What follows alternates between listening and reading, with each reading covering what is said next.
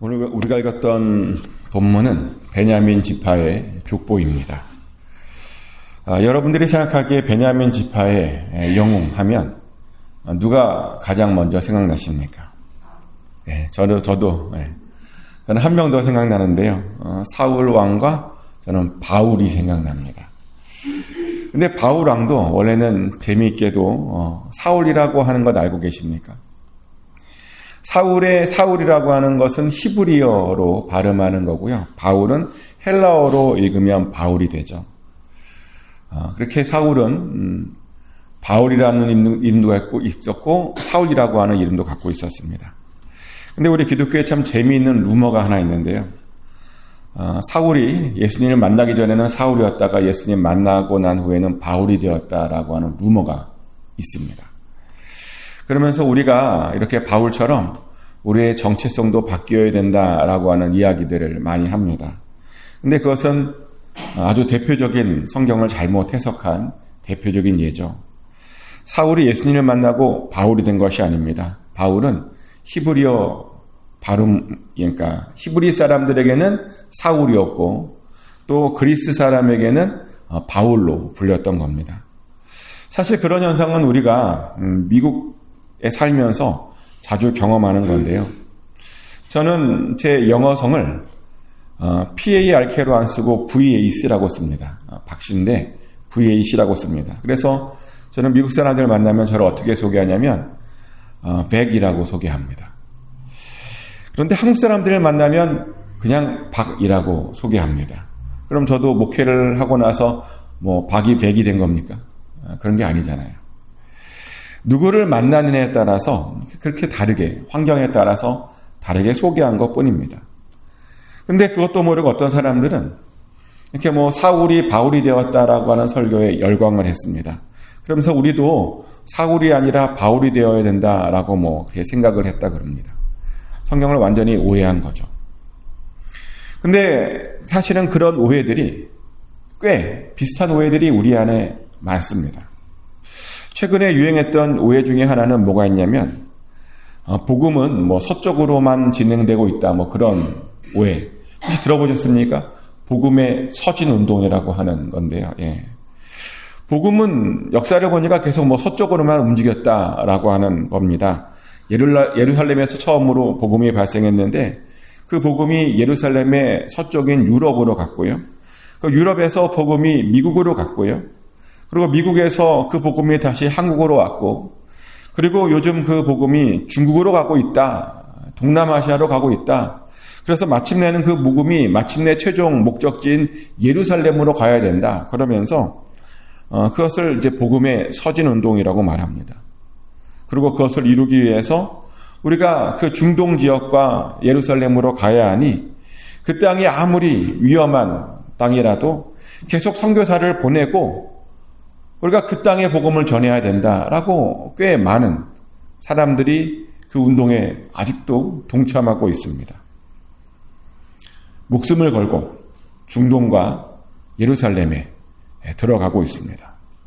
근데요, 성경 어디에도 또 역사적으로 복음의 서진운동 같은 것은 없었습니다. 복음은요, 서쪽으로만 움직이지 않고 복음은 모든 방향으로, 모든 방향의 땅 끝까지 전파되었습니다.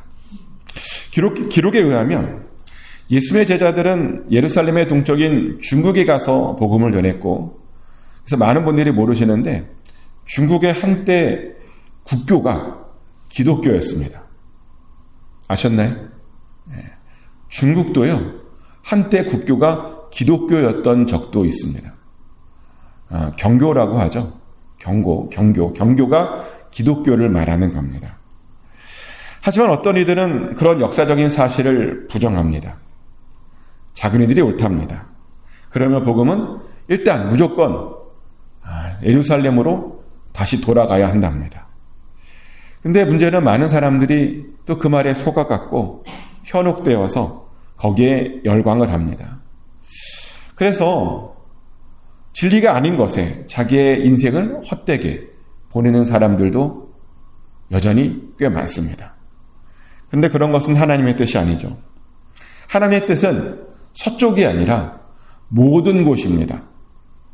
동쪽도 복음이 필요합니다. 그래서 요즘 다시 유럽으로 복음이 가고 있죠. 남쪽도 필요합니다. 북쪽도 필요합니다. 복음이 한쪽으로만 가야 된다라고 하는 거짓에 절대로 속으면 안 됩니다. 그리고요, 속지 않는 것이 우리들의 중요한 사명입니다. 저는 우리 크리스찬들의 아주 중요한 사명 중 하나가 뭐냐면 진리를 잘 분별해내는 것, 그것도 중요한 사명이라고 생각합니다. 그래서 우리가 진리를 잘 분별해내기 위해서 뭔가를 들었으면 정말 그것이 그러한가 살피고 연구하고 찾아야 됩니다. 그리고 성령의 능력으로, 영으로 그것을 잘 분별해내야 합니다. 근데 그것을 잘 하지 않아요. 그러다 보니 세상 사람들이 우리 기독교를 보고 참 무식한 사람들이다라고 욕하는 이유가 우리가 그것을 분별해내고 찾아야 되는데 그렇지 않고 있기 때문입니다. 많은 분들이 목사의 말이라면 그냥 무조건 믿는 그런 경향이 있습니다. 그런데 아니에요. 항상 말씀드리는데 목사의 말이라고 믿으면 안 되고 들었으면 그것을 분별하고 찾고 확인해 보셔야 됩니다. 반드시 더블 체크를 해 보셔야 됩니다. 사실 그것이 바른 신앙생활입니다. 그래야 속지 않습니다. 바울에 대한 이야기를 하다가 여기까지 왔는데 아무튼 다시 베냐민의 두 영웅 사울 왕과 사울을 좀 다시 이야기로 돌아가 보면 사울 왕은 그 당시에 인간적인 눈으로 보기에 영웅 중에 영웅이었습니다. 성경에 따르면 그는 잘생기고 덩치도 있고 키도 크고 누가 보기에도 왕이 될 만한, 왕으로 추대해 줄 만한 그런 외모를 가진 그런 사람이었습니다. 근데 그러다 보니 많은 사람들이 이런 의문을 갖습니다. 어떤 의문이냐면 하나님도 역시 외모인가? 이스라엘의 첫 번째 왕으로 그렇게 외모적으로 완벽한 그런 사울 왕을 세우는 것이 과연 맞는가라는 의문을 갖습니다. 그런데 우리가 사무엘상 9장과 10장을 읽어보면 사울 왕이 왕으로 뽑힌 데에는 단순한 외모만 그 이유가 있었던 것은 아니라는 것을 보게 됩니다. 거기에 보면요, 사울 왕이 굉장히 겸손한 사람으로 나옵니다. 자기가 속한 지파는 굉장히 작은 지파라며 왕이 되는 것을 두려워하기까지 했습니다. 그런데 그랬던 그가 하나님의 영을 받죠. 영을 받고 나서 자신감도 생기고 실력도 쌓게 됩니다. 그래서 하나님께서 그를 왕으로 세워주신 겁니다. 여기서 알게 되는 것은 뭐냐면 성령이 중요하고 성령이 우리를 변화시켜 준다는 겁니다. 성령이 우리를 준비시켜 준다는 겁니다. 그래서 하나님의 일을 하려면 반드시 성령을 받아야 하는 겁니다. 성령을 받아야 지혜도 생기고 성령을 받아야 능력도 생긴 겁니다. 성령을 받지 않으면요, 아무것도 할 수가 없습니다. 그리고요, 그 성령을 받으면 우리가 그 받은 성령을 계속 유지해내야 합니다. 하지만 사울 왕은 그 받은 성령을 유지해내지 못했습니다. 성령을 받고 왕이 되고 난 후에 얼마 있다가 바로 교만해졌죠. 그래서 잘못된 길을 가게 되었고 결국에는 그것 때문에 버림까지 받게 됩니다. 그래서 성경에 보면 사울 왕은 이스라엘의 첫 번째 왕이었는데 가장 첫 번째로 실패한 왕이 되었습니다. 그러다 보니 이런 생각도 듭니다. 아니, 처음부터 그러면 아주 탁월했던, 영적으로 충만했던 그냥 다윗을 왕으로 처음부터 세우면 좋지 않았을까라는 그런 생각을 합니다. 하나님께서 왜 사울이 실패할 것을 알면서도 왕으로 세우셨던 것일까? 사실 우리는 그것에 대한 정확한 이유는 알지 못합니다.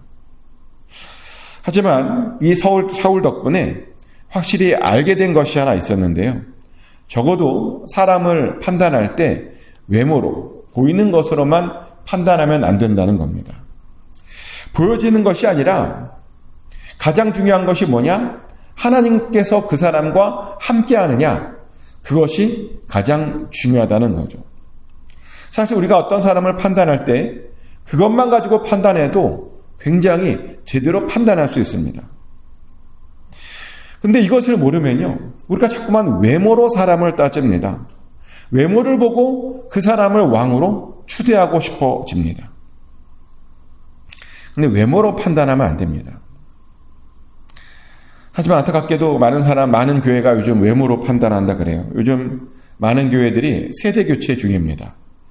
베이비붐 세대의 은퇴로 인해서 많은 교회들이 담임 목사를 새로 뽑죠. 근데 어떤 교회를 보면 담임 목사를 뽑는데 외적 조건을 보고 뽑습니다. 어느 대학교를 나왔고 박사학위가 있는지를 체크하고 또 그 사람이 어떤 믿음의 가문인지를 체크하고 이왕이면 잘생긴 사람을 뽑는다 그러죠. 근데 사실 그런 것들이 하나도 중요한 것이 아닙니다. 좋은 대학 나오면 목회를 잘합니까?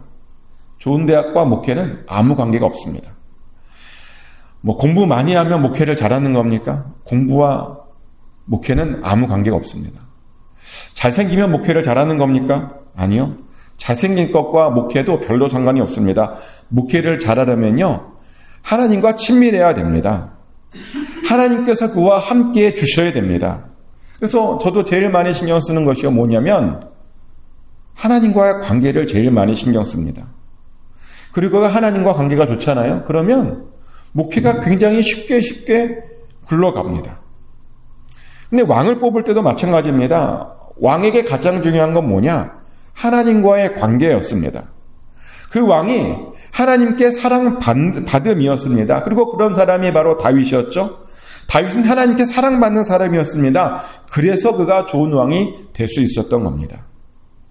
그런데 하나님께서는 바로 그것을 이스라엘에게 알려주려고 사울 왕부터 세워주신 것이 아닌가, 그런 생각을 해보게 됩니다. 그렇게 베냐민의 첫 번째 영웅은 그런 도구로만 쓰임받았습니다. 하지만 그렇다고 하나님께서 그 베냐민 지파에 그 사울만 왕으로, 영웅으로 세워준 것은 아니고요.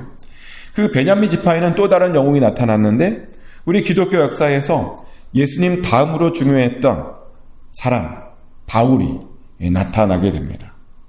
많은 학자들이 바울이 아니었다면 우리 기독교가 이렇게 체계적인 모습을 갖추지 못했을 것이다 라고 말합니다. 실제로 논리학을 공부하는 사람들이 하는 말이 바울의 편지들은 논리학의 교과서랍니다.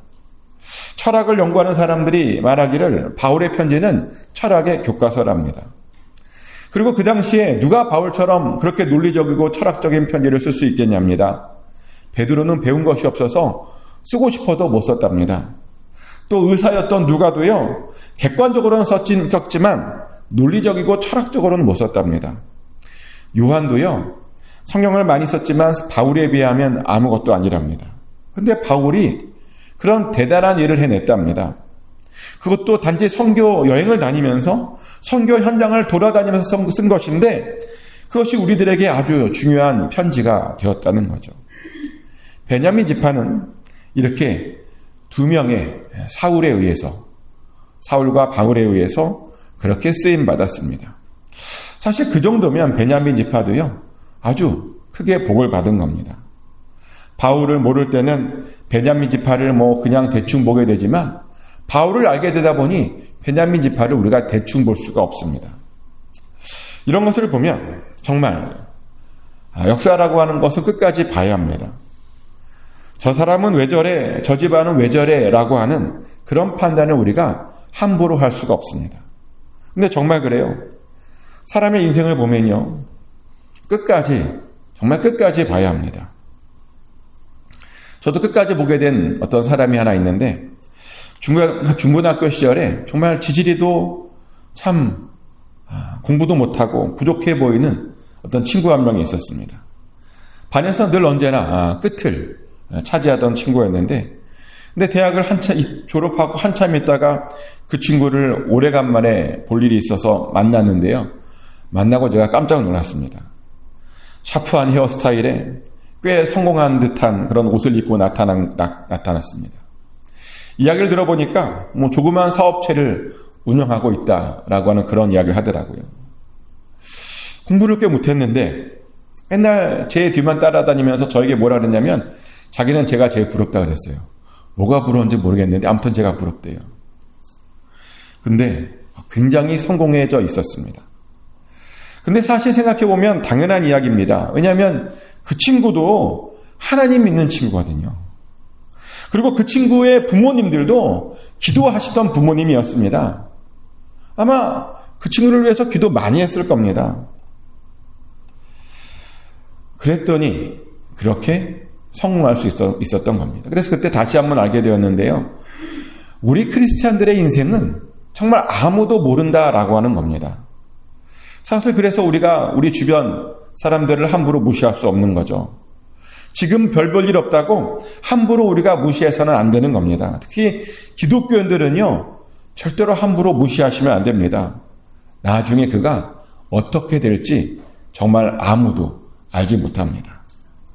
그런데요, 사실 바로 그 이유 때문에 우리가요, 하루하루가 기대되고 우리의 미래가 기대가 되고 우리의 10년 이후, 우리의 20년 이후가 더 기대가 됩니다. 그런 친구도 그렇게 변화시켜 주셨는데 우리도 변화시켜 주실 수 있지 않으실까요? 저는 충분히 우리 하나님께서 우리도 그렇게 변화시켜 주실 거라고 믿습니다. 그리고 그래서 사실 동일한 이유로 우리의 자녀들도, 우리의 자손들도 사실 우리가 기대가 되는 겁니다. 가끔 아이들을 보고 그런 생각을 해요. 아유, 제가 나중에 저래서 뭐가 되려나 라고 하는 그런 생각 들어요. 그런 생각 안 드세요? 아이들 보고 늦잠 자고 막 게으르고 그런 모습을 보고 야, 나중에 제가 어떻게 되려나 그런 생각 드는데, 그런데 기도하고 있잖아요. 우리가 나중에 뭐라도 되지 않겠습니까? 모르죠. 나중에 미국에서 정말 크게 유명한 사람이 될지 정말 아무도 모르는 일입니다. 우리의 자녀들이요, 정말 나중에 10년 후에 20년 후에 정말 전 세계를 돌아다니며 뭔 일을 할지 정말 아무도 모르는 것입니다. 저는 충분히 우리의 자녀들이, 자손들이 그렇게 될 수 있다고 믿습니다. 기도하고 있다니까요, 우리가. 그래서 기도하고 기대하면 됩니다. 끝까지 기도를 붙들면 됩니다. 포기하지 않고 무조건 기도하면 됩니다. 그러면 10년 후, 20년 후 상상도 못할 그런 모습으로 우리 앞에 있게 될 겁니다. 그러니 끝까지 기도하십시오. 그래서 나중에 하나님 덕분에 그 아이들을 보고 웃는 저 여러분 됐으면 좋겠습니다. 그래서 그 아이들을 통해서 하나님께 영광 돌리시기를 예수 그리스도의 이름으로 축복합니다. 기도합니다. 하나님, 우리가 베냐민 지파를 보았습니다. 사울 왕만 보았을 때는 베냐민 지파가 망한 줄 알았는데 바울을 보고 그 베냐민 지파가 또한 얼마나 크게 쓰임받았음을 우리가 보았습니다. 아버지, 우리의 삶도 우리의 자녀들도 그렇게 쓰임받기를 원합니다. 지금은 아무것도 아닌 것처럼 보이는 아이들, 또 지금은 아무것도 아닌 것처럼 보이는 우리의 인생들, 우리가 기도하고 계속 하나님께 붙들리면 하나님의 영을 받아 우리도 크게 쓰임받게 될 줄 믿습니다. 또 우리의 자녀들도 크게 쓰임받게 될 줄 믿습니다. 10년 후, 20년 후 정말 놀라운 하나님의 도우심과 하나님의 복주심을 우리가 보게 될 줄 믿습니다. 기도하오니 우리의 자녀들에게 복 내려 주시옵소서. 하나님께 크게 영광 돌리는 우리의 자녀들, 자손들 다 되게 하여 주시옵소서. 그래서 그들의 삶을 통해서 주님께서 홀로 영광 받아 주시옵소서. 맡겨드립니다. 축복하며 살아계신 예수 그리스도의 이름으로 간절히 기도드렸습니다. 아멘. 주기도문으로 하나님께 올려드립니다. 하늘에 계신 우리 아버지, 아버지의 이름을 거룩하게 하시며 아버지의 나라가 오게 하시며 아버지의 뜻이 하늘에서와 같이 땅에서도 이루어지게 하소서. 오늘 우리에게 일용할 양식을 주시고 우리가 우리에게 잘못한 사람을 용서해 준 것 같이 우리 죄를 용서하여 주시고 우리를 시험에 빠지지 않게 하시고 악에서 구하소서. 나라와 권능과 영광이 영원히 아버지의 것입니다. 아멘.